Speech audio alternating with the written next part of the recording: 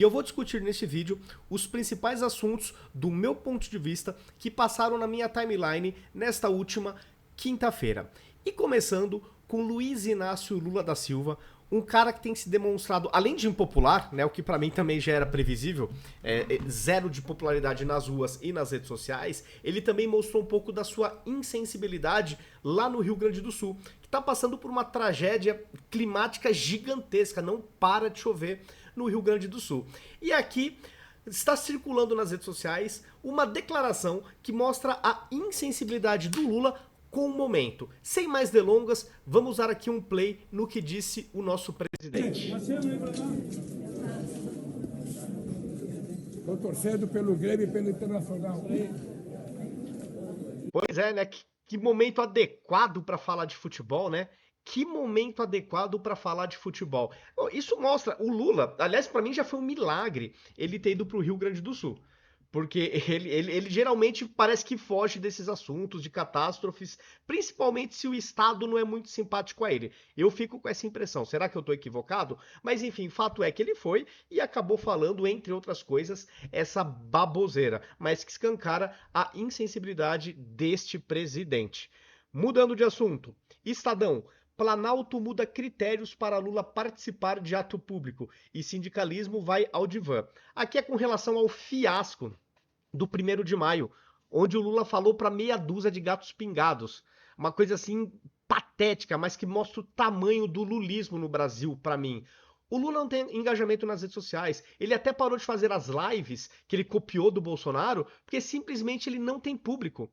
Ele não tem público, então as lives pararam. O que o Lula publica nas redes sociais, a repercussão não chega nem aos pés do que Bolsonaro publica.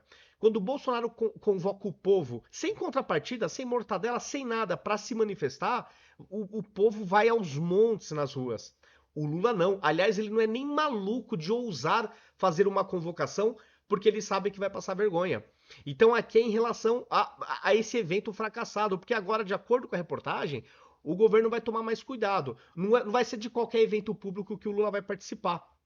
Na reportagem, na matéria, não deixa claro qual que é o critério utilizado, mas muito provavelmente o critério vai ser povo. Vai estar lotado ou vai estar vazio o evento? Se Lula vê que vai estar lotado, ele participa. Senão ele não participa. Então, nesse sentido, eu acho que ele nunca mais vai participar de nenhum evento público. Porque o Lula simplesmente não tem apelo popular. Eu não tenho vocês têm evidências? Eu não tenho evidências da popularidade do Lula. O Bolsonaro convoca, vai milhares, milhões nas ruas. Você vê, é constatável. Você vê os programas, as lives que o Bolsonaro participa, bombam. Bombam. Então o Bolsonaro é moleza a constatar popularidade. O Lula não. É uma coisa impressionante. E ainda continuando no assunto Lula, sobre nesse evento ainda fracassado do 1º de maio. Aliás, abrindo parênteses, tá? Neste evento do 1º de maio está o Lula, que venceu as eleições presidenciais, e tá o Boulos, que supostamente está liderando aí, ou liderou, né? Liderou por muito tempo as pesquisas aqui para a Prefeitura de São Paulo. Então, como duas pessoas supostamente populares aqui em São Paulo tem um evento tão michuruca, né? Uma coisa assim tão pequena, realmente é incompreensível. Mas aqui voltando para a reportagem, o Estadão fala o seguinte: pedido de Lula de voto em bolos pode provocar de multa a inelegibilidade, avaliam especialistas. Aqui eu desconfio que se fosse nos tempos de Bolsonaro, a manchete seria mais ou menos assim. Até estaria condizente com a realidade, do meu ponto de vista. Vamos supor que fosse Bolsonaro, né? Pedido de Bolsonaro de voto em fulano provocará multa e inelegibilidade, avaliam especialistas. Eu acho que se fosse Bolsonaro, já iam cravar que é certeza que ia ficar inelegível. Como é Lula, eu tenho a impressão que no máximo fique em multinha. No máximo, no máximo. Inelegibilidade ou do Lula ou do Boulos, né? De qualquer um dos dois aí, porque acho que os dois cometeram ilegalidades, né? Do ponto de vista eleitoral, enfim. Mas eu duvido que ambos, eu duvido mesmo que qualquer um dos dois vá sofrer alguma consequência mais pesada do tipo inelegibilidade. Eu, sinceramente, não consigo ver essa imparcialidade, infelizmente, tá, do nosso judiciário, da justiça eleitoral nesse momento. Eu realmente acho pouquíssimo provável. Espero estar errado, né? Espero ser uma percepção totalmente equivocada da minha parte. Aqui eu trouxe um levantamento do políticos.org.br que fala a diferença de salários em relação ao povo de Supremas Cortes mundo afora. E aqui uma coisa que chama atenção é o seguinte, ó, quantas vezes mais do que a população os juízes da Suprema Corte ganham? Em Portugal, eles ganham 2 vezes mais. Na Alemanha, 2 vezes e meia. Nos Estados Unidos, 5 vezes. No México, quase 6 vezes. No Chile, quase 11 vezes. E no Brasil, quase 16 vezes. 15,7. E aí até e aqui nesse próprio recorte do políticos.org, eles colocam uma frase do Lula, né? Que salário de 44 mil do STF é baixo, diz Lula. Isso aqui é uma manchete do Poder 360. E eu até coloco aqui uma sugestão para quem fez esse levantamento, que é o seguinte: eles poderiam também colocar a qualidade dos serviços prestados dos ministros, né, das Supremas Cortes destes países, incluindo a percepção da sociedade. Aí eu acho que o gap fica ainda maior. A questão salarial, né, no Brasil, do que os magistrados ganham em relação ao povo, já é uma coisa absurda a diferença, né? Mas se a gente pegar a percepção na qualidade dos serviços prestados, eu acho que esse gap é ainda maior. Eu tenho a impressão que ele é ainda maior, tá? Então aqui só mais um dado aí da realidade, só para mostrar como o Brasil, assim, tá fora das referências internacionais, né? Sob vários aspectos, não somente esse, evidentemente, né? Mas sob vários aspectos. E a questão do 1º de maio realmente é uma coisa que impactou a imprensa. Jornalistas da Globo News comentando nos seus programas lá, repercutindo, né, a falta de povo, como o Lula está analógico, disse lá uma jornalista da Globo News. Eu não acho nem que o Lula está analógico, ele simplesmente não tem povo. Nem nas redes sociais, nem no mundo real, em lugar nenhum. Entendeu? Foi uma sorte ele ter vencido essas eleições, porque eu não consigo constatar de nenhuma maneira a popularidade. E aí a Liane Cantanhede, que é da Globo News e também do Estadão, falou o seguinte: o 1º de maio de 2024 é um marco para Lula e o PT jamais esquecerem. E aqui eu trago um trechinho das aspas desse artigo dela. Tudo errado, mas o mais preocupante é como Lula está fora da realidade, sem compreender que o mundo mudou e o Brasil. Lula falando, falando e aquele espaço imenso vazio, com um punhado de gente um tanto perplexa embaixo e Lula tentando disfarçar a irritação em cima. Para você ver, galera, chega um ponto que a realidade se impõe de uma maneira tão preponderante que já não dá mais para passar pano, porque não dá para ficar brigando com as imagens, com a realidade o tempo todo. Editorial do Estadão de ontem. A imagem do fracasso. Foto de Lula diante de uns gatos pingados em pleno 1º de maio revela que a agenda do PT é vazia, como aquela plateia, e que o presidente não tem conexão com os trabalhadores do século XXI. E aqui eu trago um outro trechinho, né, desse editorial. O ato não poderia ser diferente do fiasco que foi por uma razão fundamental. O Brasil é governado por um presidente que não viu o tempo passar. Pois é, e o Estadão fez o L com gosto, né? Não é de hoje que o Lula não viu o tempo passar. Não é de hoje, mas o Estadão fez o L e agora tá ganhando, digamos assim, na minha leitura, quer ganhar protagonismo batendo neste governo. Porque realmente bater num governo impopular, onde você não constata a popularidade de nenhuma forma, é bom pro veículo de comunicação. Mas a gente não pode nunca esquecer que eles fizeram L. Tá? Isso eu não vou nunca me esquecer. Agora a questão meio ambiente. Brasil registra 17 mil focos de queimada em 4 meses e bate recorde. Dados do INPE apontam aumento de 81% em relação a 2023, que já não foi aquelas maravilhas. Especialista vê relação com o El Niño. Claro, aí começa aqui as passadas de pano. E governos dizem adotar medidas do combate. E aí eu coloquei aqui o seguinte comentário. Cadê os defensores do meio ambiente? Estão parecendo os eleitores de Lula, né? Tô ironizando aqui. Ninguém sabe onde estão, como vivem, o que comem, ninguém sabe. Essa gente sumiu. Né, o pessoal que aparentemente, né, nos tempos de Bolsonaro, parecia mesmo que eles tinham uma preocupação genuína, era chilique orquestrado, gravavam vídeos, sabe? Era uma coisa que até comovia, porque parecia genuíno. Mas eu vejo que boa parte dessa gente desapareceu. Não vou generalizar, mas acho que a maioria esmagadora eu não vejo mais dar chiliques e criticar ferozmente o governo. Curioso, né? Uma coisa realmente bem curiosa. Indo agora para o 8 de janeiro. O drama da adolescente de 15 anos detida no 8 de janeiro. Garota cumpre medidas socioeducativas e prestação de serviços comunitários, além de ir a sessões com psicóloga e assistente social. E aqui eu coloquei o seguinte comentário. Uma menor de idade foi considerada um perigo para o Estado democrático? Ela estava armada com o quê? Bala sete belo? Um pirulito? Realmente um perigo para a nossa democracia. Ainda mais considerando o nível das nossas Forças Armadas, que se ofendem com palavras nas redes sociais. Até uma criança, um jovem, um adolescente pode se transformar num perigo para a nação, né? Obviamente aqui estou sendo bem sarcástico, bem irônico, mas galera, pô, chegar também no nível de envolver uma menor de idade, pô, pelo amor de Deus, né? É uma coisa assim, coisas de Brasil, coisas de Brasil. E aqui uma notícia boa. O Vitor Brau finalmente saiu da Globo News. Opa, digo, da Jovem Pan, né? Que a Jovem Pan virou Globo News, virou agora uma emissora de esquerdalha, né?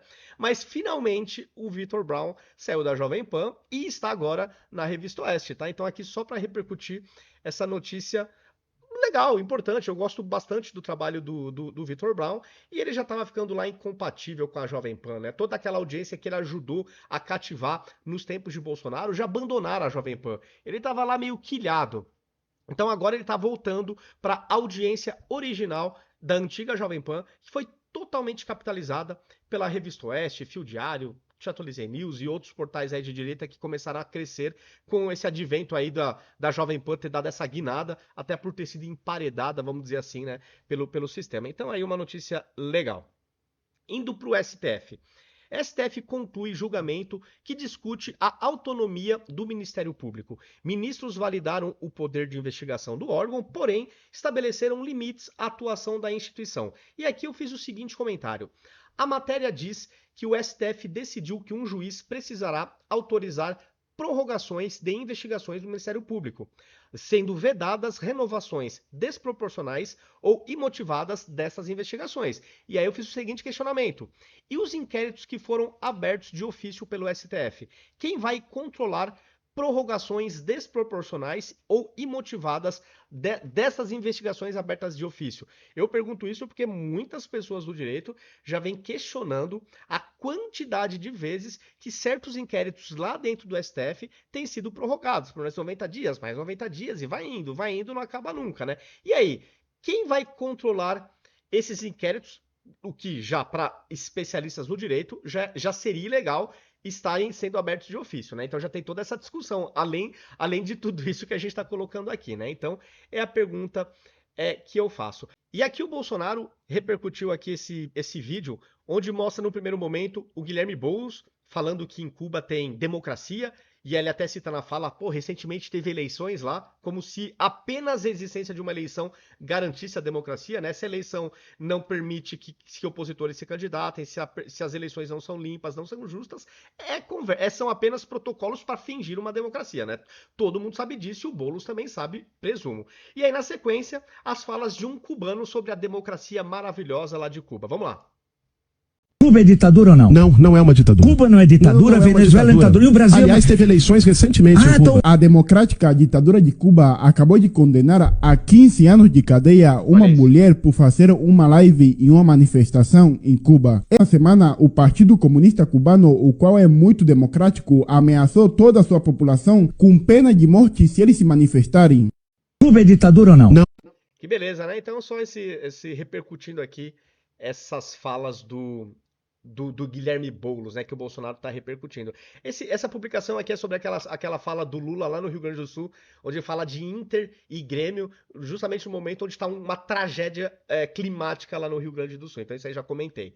Outra, TCU aprova sigilo para viagens de autoridades em jatinhos da FAB. Segundo a decisão, políticos poderão usar as aeronaves caso sintam que vão ser xingados ou criticados nos aeroportos. Então acho que muitas autoridades agora só vão começar a viajar de FAB, né? Então vai doer aqui no bolso do contribuinte. E aí eu coloquei aqui o seguinte comentário. Piada.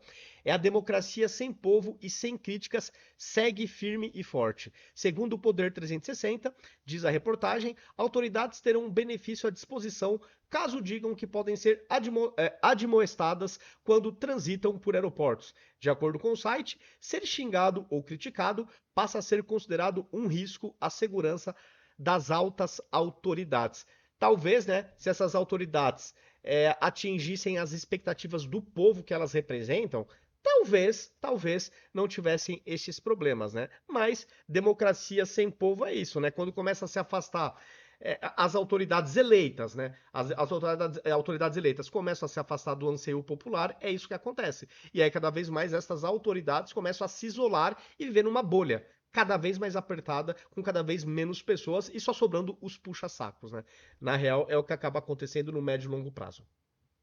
Associações processam o governo Lula por abrir licitação de 200 milhões para moderar redes sociais. O processo civil é movido pelo Instituto Ludwig e pelo Instituto Livre Mercado. E aqui eu trouxe um comentário que é o seguinte, é um trecho desta reportagem. Em contratação, essa contratação é muito conveniente, realizada em ano de eleição, afirmam os advogados.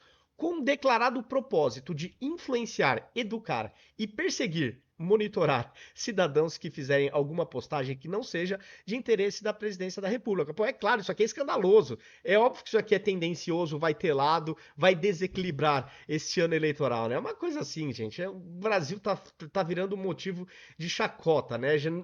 A gente tá ficando tão anestesiado que certos absurdos que em tempos anteriores nos escandalizariam muito, a gente está começando a se anestesiar. E isso é um perigo. Por isso que é sempre bom a gente estar não normalizando o absurdo. Né? A gente tem sempre que tomar esse certo cuidado. Julgamento de Jorge Seife. TSE decide ir atrás de provas que nem adversários políticos do senador pediram. Ele foi inicialmente absolvido pelo Tribunal Regional Eleitoral de Santa Catarina. E aqui eu trago alguns trechos.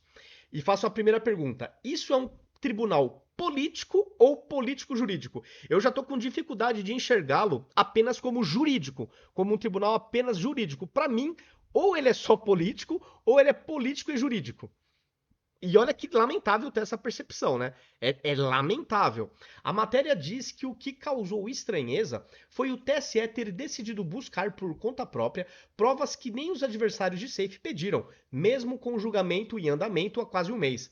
A reportagem também lembra que essa fase do processo havia sido encerrada, mas o TSE optou por sua reabertura, sem definir, porém, uma data para a continuação do julgamento. Para mim, minha leitura, posso estar equivocado, é para emparedar o senador. É para deixar ele lá sem poder bater de frente com o sistema. Na minha leitura, ele está agora em stand-by e ele não tem muito o que fazer mesmo. Ele está emparedado. Essa é a minha opinião, não sei se vocês concordam. Ele pouco tem a fazer nesse momento, tá? Não dá nem para ficar exigindo muito dele, infelizmente. Por jurisprudência Jair Bolsonaro, Boulos pode ficar inelegível até 2032. Aí eu coloquei o comentário. Interessante, né? Se for isso mesmo, é uma excelente oportunidade para o judiciário mostrar toda a sua imparcialidade. Pois é uma oportunidade ímpar, né? Deixando o Guilherme Boulos inelegível. Aí vai ser, né, se tiver correta essa manchete aqui, pô, é uma oportunidade ímpar para mostrar para o povo, ó, somos isentos, somos imparciais. Aqui uma matéria da Folha que mostra essa pasta do Ministério da Justiça apática com Lewandowski, né? Então fala o seguinte: Lewandowski tira ministério de embate político, mas não consegue marca após 6 meses. Substituto de Dino impõe novo estilo à justiça, sem avanço em programa contra crime e sob impacto de fuga de presídios, né? Ou seja, um ministério que tá patinando aí, não tá enchendo os olhos dos cidadãos brasileiros, né? Mas até aí, para mim também, eu não tinha muitas expectativas em relação a ele. Não sei se vocês tinham. Para mim, é surpresa zero. E para finalizar, a comunista Cuba depende dos capitalistas. Ilha Caribenha flexibilizou as restrições governamentais e mais de 10 mil cubanos abriram suas empresas. E aqui eu coloquei um comentário. Que coisa, não? De acordo com a matéria, líderes comunistas de Cuba estão tendo que se adaptar às dificuldades. Agora, um grupo abraça empreendedores privados, que já foram difamados como capitalistas imundos. Será que o tirano de Cuba aprendeu que o socialismo / comunismo não funcionam? É que assim, né? Não funcionam para toda a população. Para ele, tirano funciona. Ele é ricaço, tem todas as refeições garantidas e até barrigudinho. Ele goza dos benefícios do capitalismo. Quem se lasca é o restante da sociedade, né? Então, assim, é claro que para ele não convém aprender que comunismo e socialismo não dão certo, né? Porque ele mesmo tá prosperando, tem uma vida de Deus, né? Mas é uma coisa lamentável, né? O povo acaba sempre sendo escanteado por essa gente, lamentavelmente. Pessoal, estes foram os assuntos do vídeo de hoje. E se vocês gostaram, compartilhem o vídeo nas suas redes sociais, nos seus grupos de WhatsApp pra gente sair da bolha. Eu também peço que, se você gostou do vídeo, deixe o like, deixe um comentário, porque o algoritmo vendo que você gostou e se engajou com o meu conteúdo, a tendência é que os meus próximos vídeos comecem a aparecer na sua timeline. Eu digo isso porque eu vejo em comentários muitas pessoas falando: pô, eu te sigo, as notificações não aparecem pra mim, os seus vídeos não aparecem na minha timeline. Às vezes é por causa disso, tá? Não basta assistir. Tem que deixar o like, tem que explicitar para o algoritmo que você gostou do conteúdo. Então, essa é a dica que eu deixo aí para vocês. É isso, pessoal. Até o próximo vídeo.